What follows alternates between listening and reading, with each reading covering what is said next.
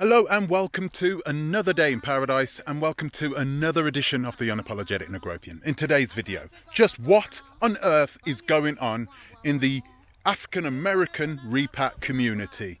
It's been crazy over the last few days, but it seems as though every time I read the comments, oh yeah, I do read those comments, things seem to be getting even crazier. I want to bring you guys back to a video that I made a few months ago concerning a Jamaican American woman who banned African Americans from coming to her little hotel on the beachfront in Tanzania. I knew at the time that this could ruffle a few feathers, but when I went inside my comments section, I was really pleased and happy by the way a lot of the African American community were responding to this. They realized that she was just one bad apple. I appreciate the fact that they saw it in that way, and they didn't look at American Jamaicans and start pointing fingers and start making similar accusations back to her. So that was really nice to see. But I need to say this, I'm a bit stunned, a bit flabbergasted by a comment that I read in the comment section of one of my videos. I'm not even sure which video it is, but I know who wrote the comment. And in today's video, we're going to discuss this comment because it seems as though another person has done the exact same thing that was going on in Tanzania. So what exactly was being said in this comment? I'm going to talk about it now. First, I'm going to ask you, like always, to please like, subscribe, share, click the bell notification, and please consider supporting the channel on our Patreon, link in the description. I'd also like to ask you to please follow the Oversight channel, the channel that is there to help you to invest on the African continent, both safely and securely. Link also in the description. So, guys, this is the comment that I want to speak about. No wonder when I DM'd you during my vacation in June, July, you said you weren't dealing with African Americans. I figured something was amiss, but I stayed clear. Wow, this is crazy. At least you still love the continent and Gambia. Loving Africa, the Gambia, and Namibia will never change. I apologize. We didn't get a chance to meet, but I was going through so much. Some of these African Americans are as broke as our brothers and sisters on the continent. You see it now, and more will come. Now, what does this message tell us? It tells us for at least a year, whilst Shauntay had this house with the rooms available, if anybody called her, if anybody had any interest in staying at her apartment, and if that person was an African American, she would either ignore them or she would deny them for one reason or another.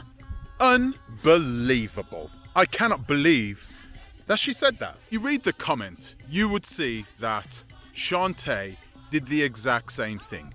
She had banned African Americans from coming to the house. The reason she banned African Americans are the exact same reasons why this lady in Tanzania did it. Because the types of African Americans that were coming over were ones that were struggling, ones that didn't have enough money. And I don't understand, why did she not ban Jamaicans? It was AP and Jody that really had the problems financially. So it's really weird. I don't think it had anything to do with the finances. I think it had more to do with the fact that she had a lot of problems with PHEONIX RENE. I think it had more to do with the fact that she can't get along with a lot of African American women. Her being an African American herself actually makes things, I don't know, even more stranger, because culturally she should be exactly the same, right? Should be able to get along with her fellow countrymen and women, right? But she struggles to do that.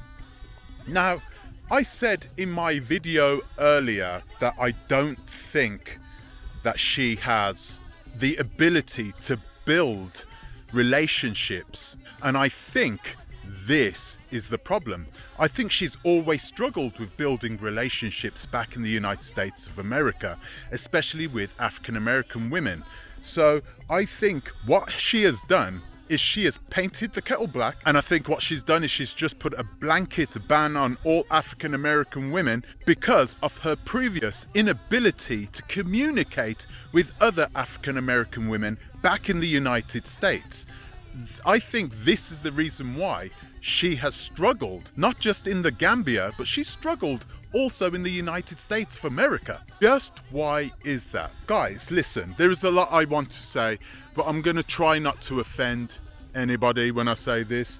But if you take a look at the video that she made yesterday, the live, you could see that she is having problems, right? I didn't want to say this, but you could tell by the way she talks, by what she's saying, by the way she's dressed, by her hair, by her body language, everything. It just doesn't look right. It doesn't feel right. She doesn't look like a person who has all of her marbles together. And I didn't want to say this myself, but I think she is struggling mentally. I know some of you guys will not like it when I say stuff like that, because I know some of you will say, well, I'm not a psychiatrist, I'm not a shrink. Who am I to say that? Guys, I've said this before.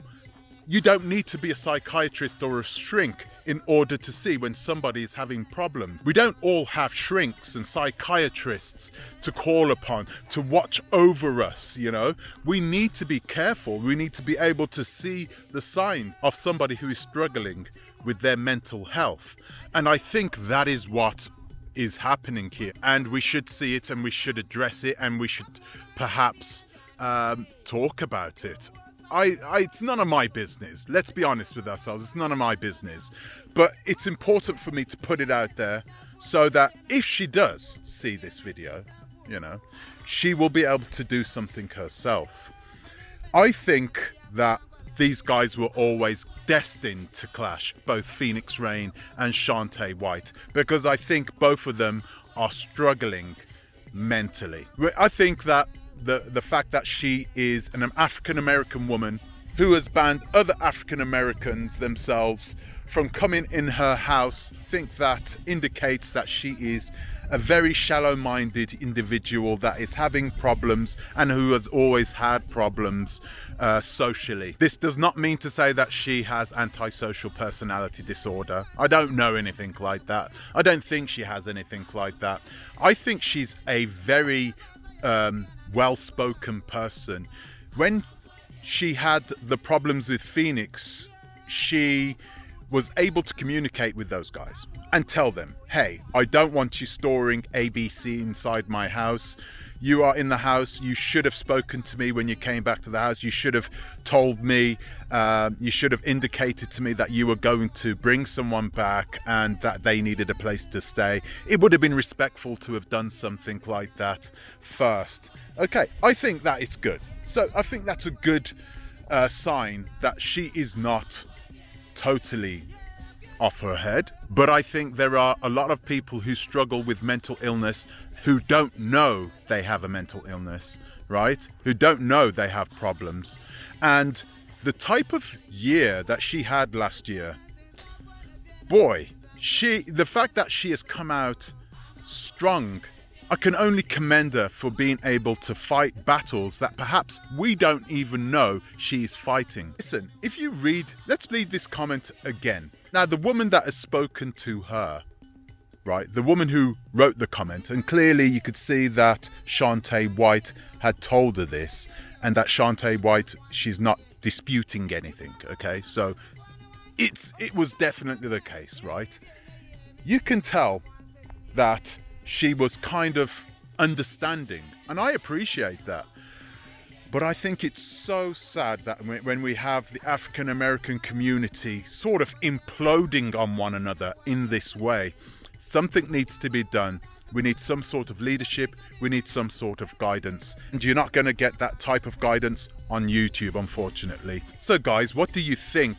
Is there someone out there, do you think, that could lead the repack community? Any real leadership, not a criminal organization, but a real organization or a real person who is there, who can perhaps be paid a small amount of money, and that person is someone of good standing, a good person who perhaps a good person who will do the job correctly, who will help people out, who we repats can pay a small amount of money to, and that person will take care of that job in the Gambia. Do you know anybody like that who can do that? Let me know in the comments section. It'd be really good to hear your opinion on this. That's all I've got time for today. I'd like to thank you for watching. Thank you for subscribing. I'd like to give an extra special thank you to my Patreons, and I'll see you in the next one. Until the next time, please think twice. Ta-ra a bit.